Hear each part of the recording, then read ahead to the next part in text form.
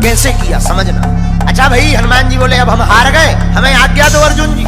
अर्जुन देने ही वाले थे आज्ञा, कृष्ण भगवान बोले रोको रोको रोको, अभी नहीं, जब काम आएगा तब इनको आज्ञा दे। इधर धीरे धीरे महाभारत के युद्ध का समय आ गया, तैयारी होने लगी, सेनाएं नहीं मान रही हैं। भगवान कृष्ण संधि प्रस्ताव लेकर के भी गए, लेकिन दुर्योधन नहीं माने। भगवान समझ गए अब युद्ध होगा, तो अर्जुन से कहा अर्जुन जी अब युद्ध के बिना काम नहीं चलना है, अब हनुमान जी को बुलाओ। वो जो वचन दिया था, जो हम कहेंगे वो करेंगे, अब वचन निभवाओ। तो अर्जुन भगवान कृष्ण हनुमान जी के पास आए, कहा कि आपने जो शर्त हारी थी अब उसको पूरा करना है। हनुमान जी बोले आज्ञा करो। अर्जुन जी बोले सरकार बताओ क्या मांगना है। भगवान कृष्ण बोले अर्जुन, राम अवतार में हमारा युद्ध इनके बिना पूरा नहीं हुआ था, और कृष्ण अवतार में भी हमारा युद्ध इनके बिना पूर्ण नहीं होगा। अर्जुन जी बोले इनकी क्या जरूरत है, क्या हम कम है? भगवान बोले कम तो हम भी नहीं थे। भगवान कृष्ण बोले कम तो हम भी नहीं थे, फिर भी हमें इनकी जरूरत पड़ी।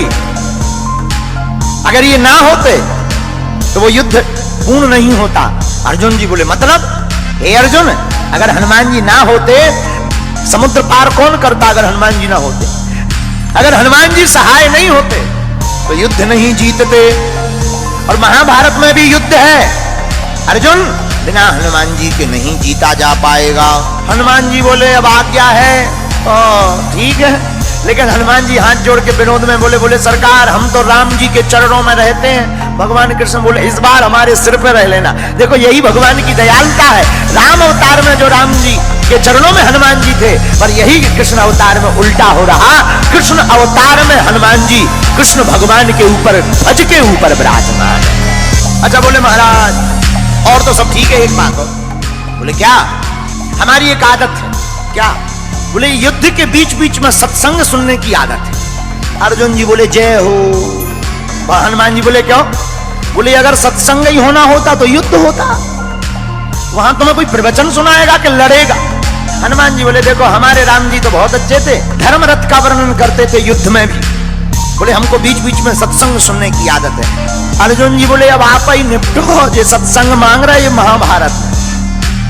तो भगवान कृष्ण बोले कोई बात नहीं, आप हाँ बोलो, हम आपको सत्संग भी सुनाएंगे। अब हनुमान जी आए महाभारत में, रथ के ऊपर एक ध्वज लगाया, ध्वज के ऊपर हनुमान जी को स्थान दिया, इसलिए उस रथ का नाम ही कपिध्वज पड़ गया।